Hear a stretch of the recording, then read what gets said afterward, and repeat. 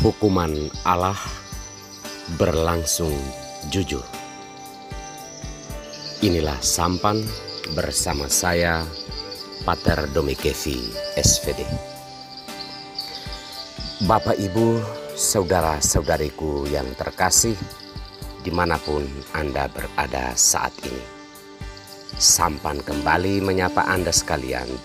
Semoga selalu dalam keadaan sehat dan diberkati Tuhan. Saudara-saudariku terkasih, dari pojok intellectual session saya menemukan suatu ungkapan begini. Kita perlu belajar untuk mengoreksi diri sendiri dulu. Belajar untuk sadar akan kekurangan dan kesalahan diri sendiri. Karena untuk kesalahan orang lain tidak perlu kita belajar pun, itu sudah kita tahu. Ungkapan ini sebenarnya adalah sesuatu pelajaran hidup yang sangat berharga, bahwa dalam hidup memperbaiki diri sendiri adalah hal yang utama sebelum kita memperbaiki atau mengkritiki kehidupan orang lain. Memperbaiki diri sendiri semestinya dilakukan secara diam, bukan mengumbarnya di dunia maya dan media sosial. Terkesan seolah-olah kita sedang sadar, namun sesungguhnya mungkin juga bisa menjadi sindiran bagi orang lain. Hal ini juga termasuk penghakiman terhadap orang lain. Saudara-saudariku yang terkasih, sabda Tuhan pada hari ini mengajarkan kepada kita tentang pentingnya menyadari kesalahan diri kita sendiri. Kesadaran itu dibangun pertama-tama atas dasar kesadaran akan kemurahan Allah, belas kasihan dan kebaikan Allah yang kita alami. Tujuan dari belas kasihan dan kemurahan Allah adalah membawa kita pada suatu kesadaran bahwa Allah sedang mau membawa kita untuk bertobat dari berbagai macam kelaliman dan kejahatan yang kita lakukan dalam hidup. Mengapa kita perlu sadar?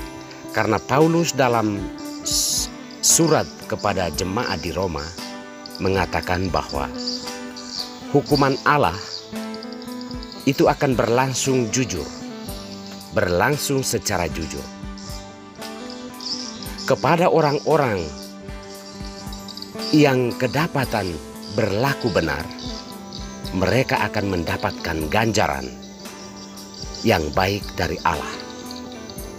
Ia akan mengalami kebahagiaan, sukacita, kedamaian, dan terutama keselamatan atau kehidupan yang kekal. Ini berlangsung untuk siapapun, entah itu orang Yahudi maupun orang Yunani. Allah menghakimi tanpa memandang siapa diri kita.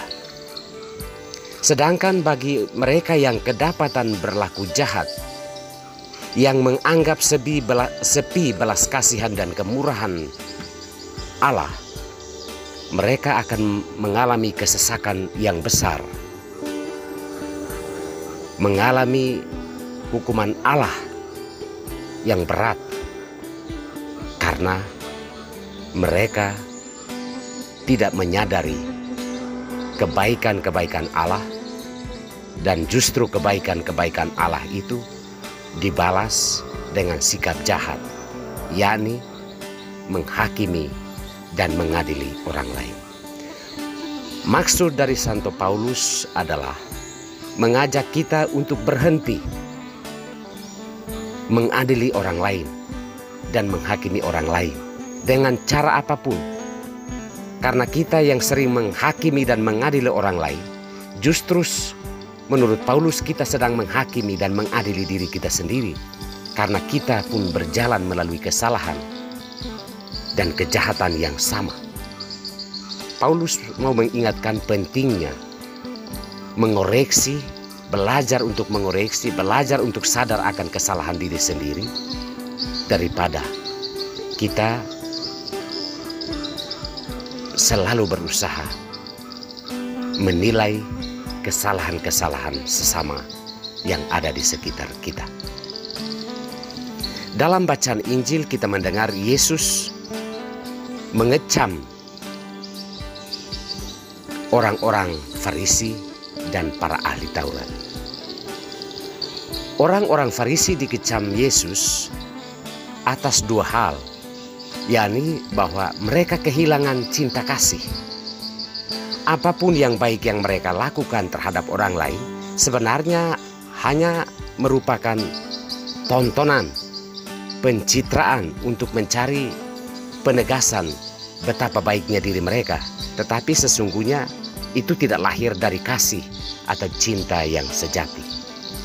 Hal kedua adalah mereka dikecam karena kemunafikan. Melakukan hal-hal yang baik itu sebenarnya sesungguhnya adalah mereka sedang mengepak atau membungkus kejahatan-kejahatan atau kebobrokan yang ada di dalam diri sendiri. Sedangkan para ahli Taurat yang kadang juga menganggap diri benar dikecam Yesus karena mereka memikulkan beban-beban dengan menerjemahkan hukum Taurat ke dalam ribuan hukum dan aturan-aturan hanya untuk membebani orang lain dan membebaskan diri mereka dari memikul beban yang sama. Maka mereka dianggap Yesus juga tergolong sebagai orang jahat.